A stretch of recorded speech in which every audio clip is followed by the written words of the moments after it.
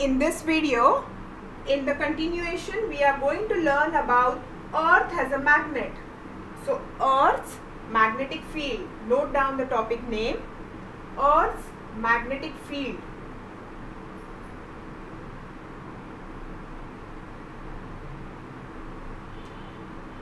In Earth's magnetic field, we are going to learn. In the earlier video, I told you that if we suspend a steel needle or a metal needle from a thread, if it is freely suspended, it will always rest in the north-south direction, showing us that Earth is a natural magnet. Now, the thing is that if I want to find out the north and south pole of Earth as a magnet, what should I do? What I will do is that I will take a plain sheet of paper,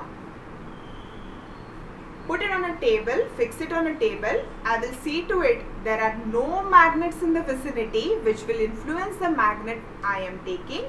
So there should not be any magnets in the vicinity except the bar magnet which I bring.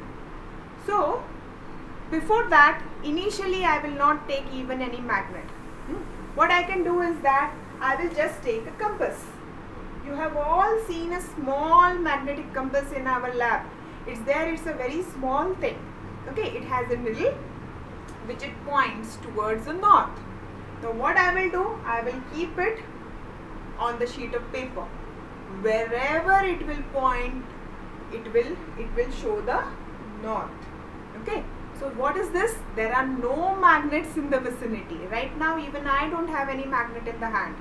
So supposing you imagine yourself that you are in the lab with me. Okay. Right now we can only imagine.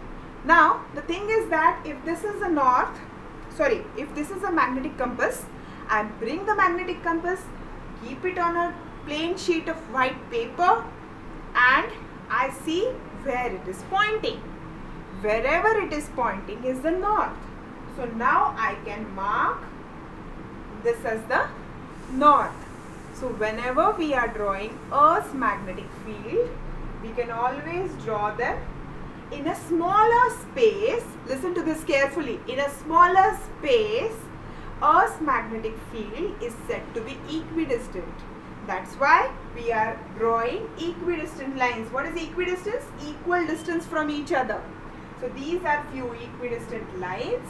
This is the north and this is the south pole.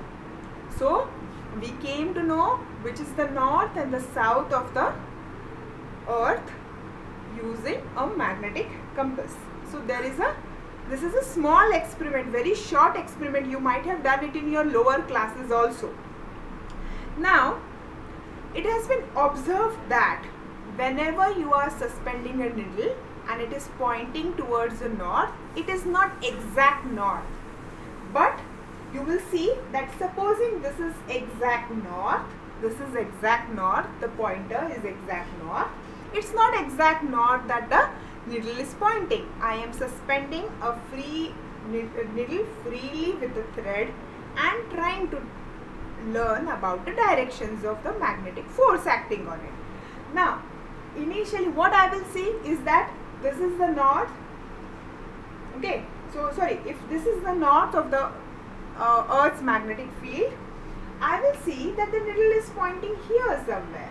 It is not exactly at north, but it is making certain angle. Let us name that angle as theta. Some angle theta. So, this we name. Now we newly name it as, it is North Pole, but we name it as geographic north. This is the geographic north. Means in geography when we study north-south pole, this is the geographic north. And this is magnetic north because my needle was pointing here. So this is the magnetic north of the Earth. So now the thing is that there is a small angle made. This is known as the angle of declination. Angle of declination, theta. You can name it alpha, beta, anything. Okay, it doesn't matter. This is known as the angle of declination. So how will you define the angle of declination? Though it is little bit more for the portion, we will go in little bit of detail.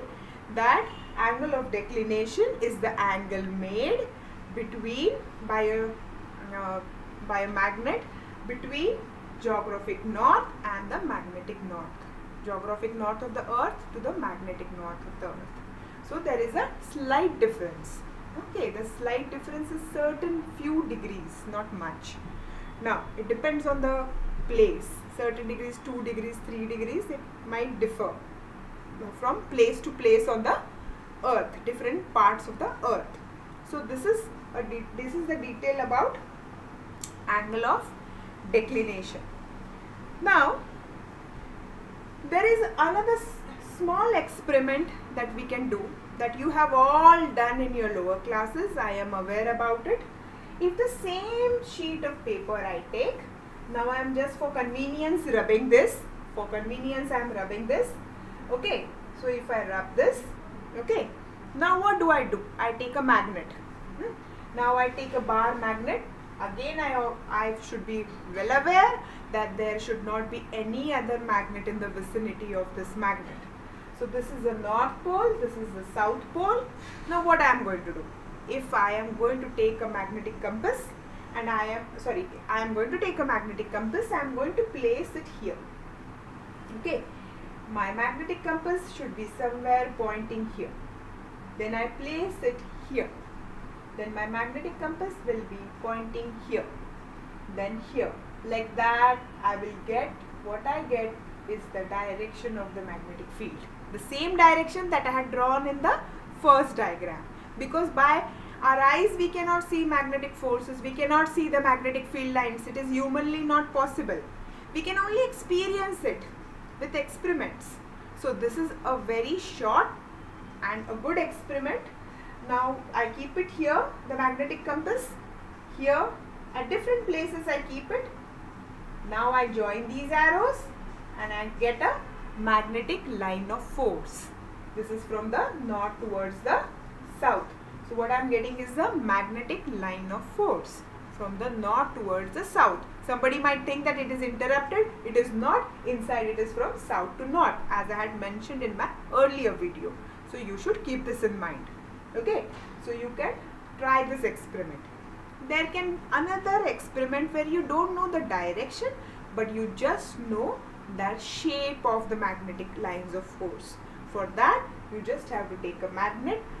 Before taking a magnet, put some iron filings on the table. We don't need a magnetic compass in that case. You will see that the iron filings take the shape of the magnetic lines of force. These experiments are done in the lower classes.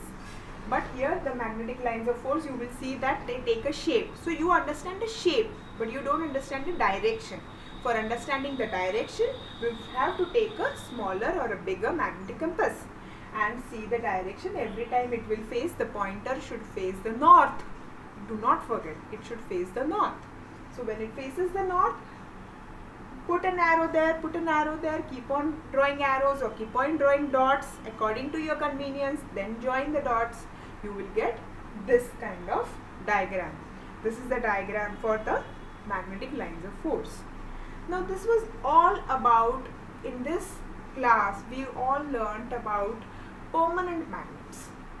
But there are certain magnets which we make. Okay, that kind of magnetism where we make a magnet, we put magnetism into a certain another material which is a magnetic material, of course. Non-magnetic material, tomorrow we can make plastic a magnet.